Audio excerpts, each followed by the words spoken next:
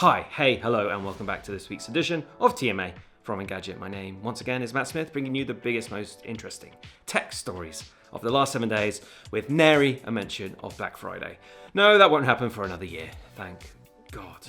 So then, let's talk about a new Samsung foldable that doesn't just fold once, it folds twice. Yes, the Galaxy Z TriFold is breaking cover and will launch in Korea next week, alongside several other countries. Read, not the US. On December 12th, unlike many early trifolds, Samsung's interpretation has an inward folding display meant to protect the wider main screen, which now stretches to 10 inches wide. The cover screen is still 6.5 inches folded, while the entire trifold still compacts down to 12.9mm or 3.9mm at its thinnest unfolding. In the pocket feel might seem a bit chunky in the face of this era of super slim smartphones, but it's much thinner than Samsung's first Z Fold, which was 17.1mm back in 2019.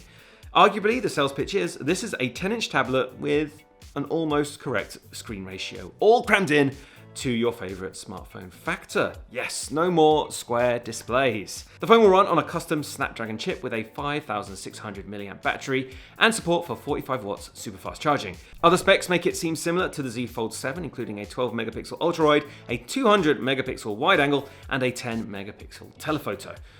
Are you intrigued? Well, Samsung says the trifold will be made more widely available, including in the US, somewhere in the first quarter of 2026. The company hasn't stipulated pricing yet, but going on experience, it could be spicy. Next up, Google is limiting the over-enthusiastic free users of its new Nano Banana Pro image generator that's built into Gemini. Free users can currently generate just 2 images daily, which is down from 3 per day previously. That's a 50% cut. Because I can do maths. Now, this is likely due to the new model being a huge improvement on what came before. In particular, it seems to nail text rendering, which is often the main indicator of something being cooked in AI.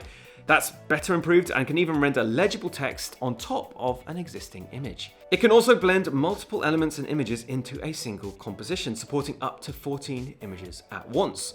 Here's a quick image I rustled up on Gemini between a drone I'm testing, and you can check out my full review at Engadget.com, and a picture of me taking hundreds of miles away several months ago. And just for the record, no, I am not 12 inches tall. When it announced the changes, Google added that limits may change frequently. OpenAI dealt with popularity in the same way after it delayed rolling out ChatGPT's built-in image generator after use skyrocketed. Amazon has quietly removed its terrible AI-generated English dubs for several anime shows available on Prime Video. That follows widespread ridicule from both viewers and the wider industry. I have business to discuss with Dino, and not with you, so move. If you hadn't noticed, and it's weird if you didn't, AI dubs were recently added to the likes of Banana Fish, No Game, No Life, and Vinland Saga, where they were labelled AI Beta in the languages section of the app. And these were shows that lacked an English language dub, so a low-priced version made a lot of sense to Amazon. However, it quickly became clear that the dubs were really quite bad. Very bad. Hey, you gotta fight. Don't die on me, Skip.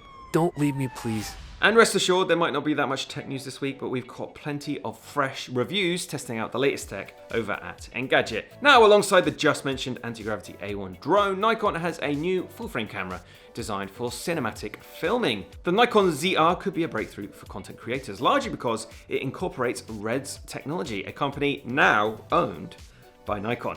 The combination of professional-grade video quality, specifically RED RAW, and autofocus comes at a fraction of the cost of dedicated camera rigs.